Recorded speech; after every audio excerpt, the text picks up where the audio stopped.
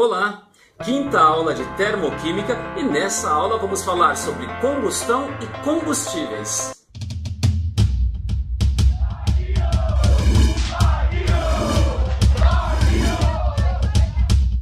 Vamos começar definindo combustão, que nada mais é do que uma reação química entre um combustível e um agente oxidante, com produção de energia, geralmente na forma de calor ou luz. Bom, combustível vocês já conheciam, agora o que vem a ser agente oxidante, vamos lá. Agente oxidante nada mais é do que uma substância química que provoca a oxidação, ou seja, que provoca a perda ou transferência de elétrons. Então podemos ter oxidações com oxigênio, como o próprio nome diz, ou com outras substâncias químicas também, já vou mostrar. E combustível, portanto, esse conceito já é mais simples, é a substância que vai sofrer a oxidação, ou seja, é a substância que no decorrer da reação vai perder ou transferir elétrons. Como assim? Vamos a alguns exemplos, começando com um bastante simples, que já apareceu em aulas anteriores, a combustão do etanol ou álcool etílico. Temos equacionado então o etanol, C2H5OH, mais 3 mols de oxigênio, formando 2 mols de gás carbônico e 3 mols de água. Combustão bastante convencional. Vamos a outros exemplos. A combustão do hidrogênio. Hidrogênio mais meio mol de oxigênio, formando água e, obviamente, liberando bastante calor, num processo bastante rápido também. Alguns autores colocam, combustão tem que ser rápida. Vejam, nesses dois exemplos, há apenas substâncias moleculares, de forma que não há perda total de elétrons, mas transferência de elétrons. Pensem no hidrogênio inicialmente, uma substância molecular e apolar, com os dois elétrons aí que formam a ligação entre um átomo de hidrogênio e outro átomo de hidrogênio, igualmente distribuídos. Lá no produto temos a água, o estabelecimento da ligação H simples O, com esses elétrons ficando mais para o lado do oxigênio, que é um elemento mais eletronegativo. Então vejam, não há necessidade da transferência total, como as oxidações ou as combustões que ocorrem com metais, onde o metal perde totalmente o elétron. Basta que haja uma transferência de elétrons. E não há necessidade também, segundo esse conceito geral, do oxigênio. Por exemplo, o hidrogênio reage com o gás flúor, formando o fluoreto de hidrogênio, onde há transferência de elétrons, há liberação de calor e onde ocorre rapidamente também, ou seja, requisitos para uma reação de combustão. E o meu terceiro exemplo desse slide é a combustão da ureia. Coloquei para mostrar que nas combustões há a formação geralmente de gás carbônico e água, obviamente, porém no caso da combustão da ureia, além do gás carbônico e água, há a formação também de gás nitrogênio, está certo? Bom, vamos agora a um detalhe, na verdade, uma observação, que é o tal do combustível nuclear. O que vem a ser esse combustível e será que é um combustível mesmo? É muito comum ouvirmos, inclusive, especialistas falando, olha, o urânio é o combustível que faz com que a energia elétrica seja produzida numa usina termonuclear. Bom, na verdade ele não é um combustível, porque essa reação sequer é uma reação química. Dê uma olhadinha no esquema da lousa. Temos então um isótopo do urânio, o urânio 235, interagindo com um nêutron e formando um isótopo de bário, bário 141, e o criptônio 92. Com liberação de mais 3 nêutrons que vão interagir com outros átomos de urânio, numa reação que se torna muito rápida e atinge o que chamamos de reação em cadeia. Porém, essa reação nem reação química é, na verdade. Ela é chamada mais rigorosamente de fissão nuclear. De modo que é comum nos referirmos ao urânio como combustível nuclear, porém rigorosamente ele não é o combustível e nem essa é uma reação de combustão. Vamos agora, então, à definição mais comum de combustão, que é aquela que aparece nas questões de química, nas questões vestibulares, etc., que é a combustão completa e com oxigênio. Daí o nome oxidação, até porque o oxigênio é um agente oxidante bastante comum. Nesse tipo de combustão, vamos ter, então, a substância, o combustível, reagindo com oxigênio e formando exclusivamente gás carbônico e água. Como assim? Já apareceu nas aulas anteriores, mas eu vou repetir. Olha, o etanol, que falamos há 2 slides atrás, etanol mais oxigênio formando gás carbônico e água. Por exemplo, podemos ter também o metano CH4 reagindo com oxigênio, formando gás carbônico e água também. E o último exemplozinho, o gás butano C4H10 interagindo com o oxigênio, então o agente oxidante ou comburente também pode ser dito assim. Combustível é a substância que vai passar pela combustão, a substância que provoca a combustão, no caso o oxigênio comburente, formando gás carbônico e água. Obviamente a combustão do hidrogênio só forma água e a combustão do carbono ou carvão só forma água também, só forma gás carbônico, perdão. As outras substâncias, de modo geral, quando temos então hidrocarbonetos ou mesmo substâncias formadas por carbono, hidrogênio ou oxigênio, na chamada combustão completa, a formação exclusiva de gás carbônico e água. Agora vamos falar um pouco sobre os combustíveis que podem ser classificados como renováveis ou não renováveis. Combustíveis renováveis são os produzidos a partir da biomassa, ou seja, a partir das espécies vegetais que cresceram e crescem aqui no planeta via fotossíntese com a absorção de energia solar. O exemplo clássico, principalmente aqui no Brasil, é o etanol, produzido a partir da fermentação do açúcar de cana. Obviamente que a combustão do etanol, como já apareceu nessa aula, forma assim gás carbônico. Porém, a planta, no caso a cana-de-açúcar, para se desenvolver, absorveu gás carbônico da atmosfera. De modo que o etanol e sua combustão em si não levam a um acréscimo de gás carbônico na atmosfera, que é o principal responsável pelo aquecimento global.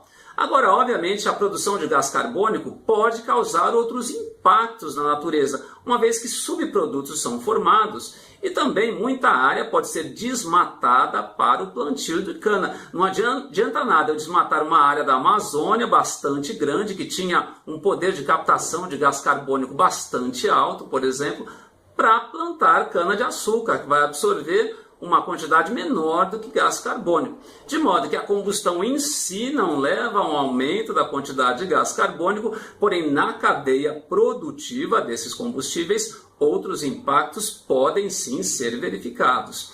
Um outro exemplo de biocombustível, combustível renovável importante aqui no Brasil, é o biodiesel, produzido a partir de óleos vegetais reagindo com etanol, que também é renovável. Só para vocês terem uma ideia, nos Estados Unidos, os americanos fazem sim biodiesel, porém reagindo óleos vegetais com metanol, que deriva do petróleo. Então o nosso biodiesel é bem mais renovável do que o biodiesel americano.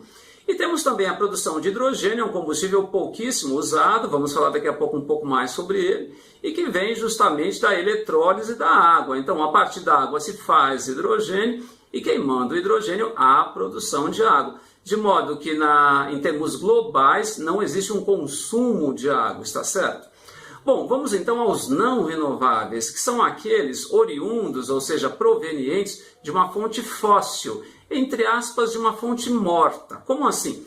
Gasolina, óleo diesel e os derivados do petróleo, que é um material que foi formado em milhares de anos por decomposição de matéria orgânica que estava sedimentado. Obviamente, quando eu pego o petróleo, então, tiro o petróleo, imagine no pré-sal, por exemplo, você tira uma quantidade grande de petróleo e você vai queimar esse petróleo nos seus derivados, vai haver um acréscimo de gás carbônico na atmosfera que não ocorreria caso não tivéssemos extraído tal substância ou mistura de substâncias. De modo que ele não é renovável, não dá para eu plantar petróleo, obviamente, e a combustão desses combustíveis, então, irá gerar sim um acréscimo de gás carbônico na atmosfera. E essa é uma das causas, a causa principal, digamos assim, pelo efeito estufa intensificado e que leva ao aquecimento global. Vou preparar uma aula especificamente sobre isso, aguardem, certo? Bom, temos também o gás liquefeito do petróleo, é um derivado de petróleo, como o próprio nome diz, que nada mais é que uma mistura de propano, C3H8, com butano, C4H10. Esse gás é aquele que está presente nos botijões de gás doméstico. Não confundir com o GNV, o gás natural veicular, que é composto basicamente de metano, CH4, e que está presente, como o próprio nome diz, naqueles cilindros em carros adaptados que usam esse gás então para rodarem por aí. Bom, temos também, por fim, o carvão, seja vegetal ou mineral, e obviamente explorado de uma maneira não sustentável. Imagine, eu desmato, pego essa madeira toda, transformo em carvão e queimo. Isso irá gerar sim um grande acréscimo de gás carbônico na atmosfera, e essa cadeia produtiva de carvão obviamente não é sustentável, o que faz com que tal combustível, apesar de ser muito utilizado no mundo ainda, seja não renovável. Ser renovável ou não é um critério bastante importante na hora de se avaliar um combustível, porém há outros critérios. Vamos dar uma olhadinha nos dados que estão aparecendo na lousa e que são referentes ao ΔH de combustão de cada um desses combustíveis, também chamado simplesmente de calor de combustão, e que é expresso em quilojoules por mol de combustível. Então temos para o etanol o valor de menos 1.368 kJ por mol, para o metano menos 890, o propano, um dos componentes do gás de cozinha doméstico, ou gás liquefeito do petróleo, GLP, menos 2.200, o carvão, muito utilizado ainda no mundo, menos 394, o hidrogênio, menos 286, e a ureia, coloquei apenas como exemplo, um combustível sólido aí que forma, além de gás carbônico e água, gás nitrogênio, como já falamos nessa aula, menos 632. O que é muito comum é o aluno já dizer de cara, como alguns podem estar pensando, olha, do ponto de vista do ΔH de combustão, o melhor dos combustíveis aí é o propano, que tem maior valor, menos 2.200, maior valor em módulo, obviamente, quilojoules liberados por mol. Mas vejam bem, mol é uma quantidade e a massa dessa quantidade varia bastante de substância para substância, de modo que o ΔH de combustão em si não serve para muita coisa na hora de avaliar um combustível. Como assim? O conceito mais útil, conforme está aparecendo na lousa, é o de poder calorífico, ou seja, a razão entre a quantidade de calor liberado por massa. Como assim então? Coloquei as mesmas substâncias agora e vamos calcular para cada uma delas o valor do poder calorífico. Vamos fazer passo a passo da primeira. Olha, o etanol tem fórmula C2H5OH e tem massa molar 46 gramas por mol. Basta sabermos que o carbono vale 12, o hidrogênio 1, O 16. Então 2 carbonos, 2 vezes 12, mais 5 hidrogênios, 6 no total, né? Porque tem H5OH, 6 vezes 1, mais o oxigênio, que é 16, dá 46 gramas por mol. E vejam, se um mol libera a quantidade de 1.368 quilojoules, 1 grama, então, vai liberar essa quantidade dividido por 46. Quem não entendeu ainda, pense numa regra de 3. 1.368 quilojoules é a quantidade liberada para 46 gramas, que é um mol. Qual seria a quantidade para 1 grama, então? Matematicamente, basta dividir pela massa molar, obtendo-se o valor de 29,7 quilojoules por grama. Veja, eu não coloquei o valor negativo porque já se subentende que se é um combustível, o calor vai ser liberado. A questão aqui é apenas a relação entre essa quantidade liberada pela massa, certo? O metano, que possui massa molar 16, 12 mais 4 vezes 1, vai ter um poder calorífico, então, de 890 dividido por 16, e que resulta em 55,6 kJ por mol. Vamos ao propano, então, massa molar 3 vezes 12, 36, mais 8 vezes 1, 44, 2.200 dividido por 44, resulta em 50 kJ por grama. O carvão, ou seja, carbono grafite, é 12, 394 dividido por 12, 32,8 kJ por mol. O hidrogênio tem massa 2, 2 vezes 1, 286 por 2, 143, quilojoules por grama, né? Eu falei por mol, por grama esses valores. E a ureia, que tem massa molar 60, podem fazer aí, dividindo então 632 por 60, vamos obter o valor de 10,5 kJ por grama.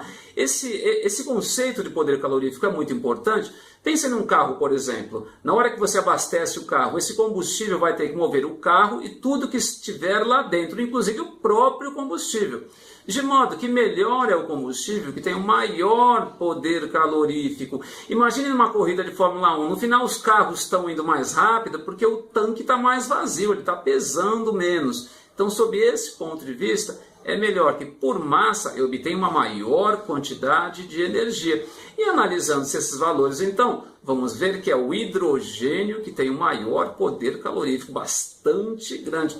Porém, o hidrogênio tem um inconveniente, na verdade 3 inconvenientes. O primeiro inconveniente, o custo, que é extremamente alto atualmente. O custo é um fator para se analisar no combustível, sim. Segundo inconveniente, não existe uma quantidade muito grande de hidrogênio sendo produzida no planeta, em função do custo também. E terceiro inconveniente, o pior deles, ele é um gás de difícil compressibilidade. Então imagine, se eu tivesse que abastecer meu carro com hidrogênio, mesmo comprimindo, segundo as condições tecnológicas de hoje em dia, eu ia ter que ter um tanque muito grande para caber uma quantidade de hidrogênio que me desse a mesma autonomia que eu obtenho colocando combustível líquido, gasolina ou álcool, por exemplo. De modo que ele é favorecido sim pelo poder calorífico, porém ele tem os inconvenientes do custo, o inconveniente da quantidade produzida, você não consegue, obviamente, pelo custo, uma quantidade razoável hoje em dia, além de ser um combustível gasoso e de difícil compressibilidade. Agora, para os combustíveis fósseis, é muito importante também se avaliar a razão entre o calor liberado por mol de gás carbônico, já que a combustão dos fósseis irá sim causar um aumento de gás carbônico no planeta, o que não é desejável. Então, nessa última tabela da aula, eu coloquei apenas combustíveis fósseis, o metano, o propano, o butano, também presente no gás de cozinha, o gás de botijão, o octano, presente na gasolina, para termos uma ideia de como que é a gasolina, e o carvão, carbono grafite, ainda muito utilizado também. Bom, vamos lá ao metano. Ele libera 890 kJ por mol, e na queima de um mol de metano, nós vamos ter 1 mol de gás carbônico formado também, uma vez que CH4, olha, um carbono só, que vai aparecer na forma de gás carbônico. Então, eu vou chegar ao valor de 890 também quilojoules por mol de gás carbônico formado. Agora, vejam o propano, ele é C3H8. Quando eu equacionar isso, eu vou obter 3 de CO2, ou seja, 1 mol de propano gera 3 mols de CO2. Então, eu vou ter 2.200 kJ de energia liberada, formando 3 mols de CO2. Para 1 mol, basta dividir por 3, então, obtendo-se o valor de 733. O butano é C4H10, então vamos dividir por 4, 2.880 dividido por 4 resulta em 720 kJ por mol de gás carbônico. O octano, como é C8, vamos dividir esse valor então no ΔH de combustão por 8, obtendo 684 kJ por mol de gás carbônico. E finalmente o carbono grafite é C apenas mais O2 formando CO2. Vamos dividir por 1, ou seja, 394 kJ por mol de CO2. Sendo que, comparando os fósseis, o melhorzinho é o metano, tem a maior relação de energia liberada por mol de CO2. Daí que muita gente fala que o metano é um combustível ecológico. Olha, não é bem assim. Porém, se compararmos a queima dos outros combustíveis fósseis, o metano ele libera uma quantidade maior por mol de gás carbônico. De modo que, pensando num período de transição, se estivéssemos, obviamente, esforçados em substituir o petróleo como fonte de energia, seria melhor, nesse meio tempo, que utilizássemos os derivados para a produção de materiais estáveis, como plásticos, por exemplo, e na hora de produzir energia nos carros, nos nossos veículos, seria melhor, então, queimar o metano, mas não que o metano, obviamente, não contribua para o aquecimento global. Ele contribui sim, porém comparativamente, ou seja, analisando-se esses valores de quilojoules por mol de gás carbônico, que não tem um nome certo, ele é dos combustíveis fósseis o melhor, está certo? Bom, então é isso. Se você chegou até aqui, não se esqueça de curtir o vídeo e aí embaixo também a direção para uma tarefa bem legal, alguns exercícios de vestibulares que eu selecionei e que dialogam com as coisas discutidas nessa aula, está certo? Obrigado pela atenção e até a próxima aula. Tchau!